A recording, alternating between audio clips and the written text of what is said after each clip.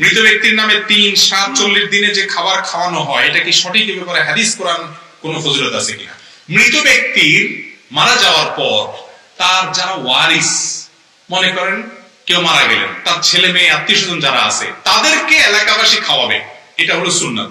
নবী করিম সাল্লাল্লাহু আলাইহি ওয়াসাল্লাম এক সাহাবীর মৃত্যুর পর বলেছেন, তোমরা তার পরিবারের জন্য খাবার তৈরি করো, কারণ তারা বিপদে পড়ছে, তাদের এখন মন খারাপ, রান্না করার পরিবেশ নাই। আমাদের দেশে খাওয়ায় ঠিকই, এক বেলা 2 বেলা খানা পাঠায়, ঠিক না? এরপরে বলে খাওয়ায়নি, 2-4 বেলা খাওয়াই না, এরপরে বলে 3 দিন হয়েছে, 7 দিন হয়েছে, 40 দিন হয়েছে, পুরো এলাকাবাসীর খাওয়া তোমরা। সুদে আসলে এরপর উঠায়, ঠিক না? ঠিক। সবচেয়ে বড় বিদাত গুলোর মধ্যে একটা হলো এটাই দেশে, যে মানুষ মারা যাওয়ার পরে যারা আত্মীয় স্বজন হারাইছে তারা পুরো এলাকাবাসীতে গরিব খাওয়ানোর নাম হলো গরিব খাওয়ানো। আসলে গরিবের নাম গন্ধ নেই, গরিবের চাইতে বরং আরো কি থাকে বেশি, ধনী থাকে বেশি। গরিবের বলে তোরা দূরে থাক, আগে চেয়ারম্যান সব খেয়ে যান, ঠিক না? ঠিক। ভাইরা আমার, কোন মানুষের মৃত্যুর পর যারা প্রিয়জনকে হারাইছে তাদেরকে এলাকাবাসী খাওয়াবেন যত পারেন, কিন্তু তাদের কাছ থেকে কোনো খাওয়া দাবি করবেন। অনেকে না খাওয়াইলে এলাকাবাসী মন খারাপ করে বলে, কি ছেলে মেয়ে রেখে গেল রে, একটু কারো হাতও ধোয়াইল। আছে না? এগুলা কত বড় লজ্জার কথা। আপনার হাত ধোয়াইতে হবে কেন? আপনি হাত ধোয়ার জন্য পানি পান না? আসলে খাওন চায়, এটা কেমন কথা ভাই? আমি আমার বাবাকে হারাই এমনি মনে বেদনা আছি, আবার গরু জবাই করে খাওয়াবো? আরে খাওয়াই তো মানুষ ফুর্তির চোটে, আমি কি খুশি যে আমার বাবা মারা গেছে?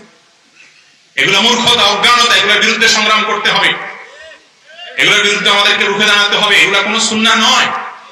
তাহলে কি করতে হবে?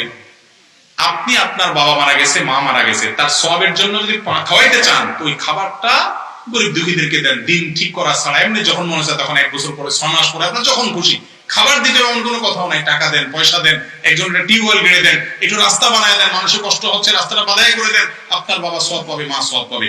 ওই তামাশার খানা আনুষ্ঠানিকতা খাওয়ায় না। যারা পড়ালেখা জানেন, নেট গুগল বুঝেন, তারা শ্রাদ্ধ লিখে শ্বাস দিবেন। তালিবেশ্বরকলা আকার, দয়ের পিঠে বড় ধ, শ্রাদ্ধ, এরপরে লেখা আসলে দেখবেন আমাদের হিন্দু ভাই বোন যারা আমাদের সমাজে আছেন আশেপাশে, হিন্দু ধর্ম মতে শ্রাদ্ধ বলতে একটা কথা আছে। সেটা কি?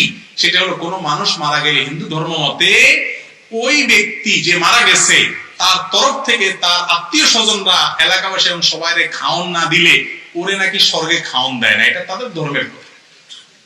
তো আল্লাহ জানে ওখান থেকে কি মুসলমানদের মধ্যে এটা ঢুকলো কিনা। তাহলে কোরআন হাদিসে কোথাও এরকম কোনো কথা নাই যে কোন সাহাবীর বাপ মারা গেছে বা নবী করিম সাল্লাল্লাহু আলাইহি ওয়াসাল্লাম মারা গেছেন, মদিনাবাসীকে সাহাবীরা খাওয়াইছে, এরকম কোন হাদিস পাওয়া যায় না। ইসলাম হলো কোরআন হাদিসে মানার নাম।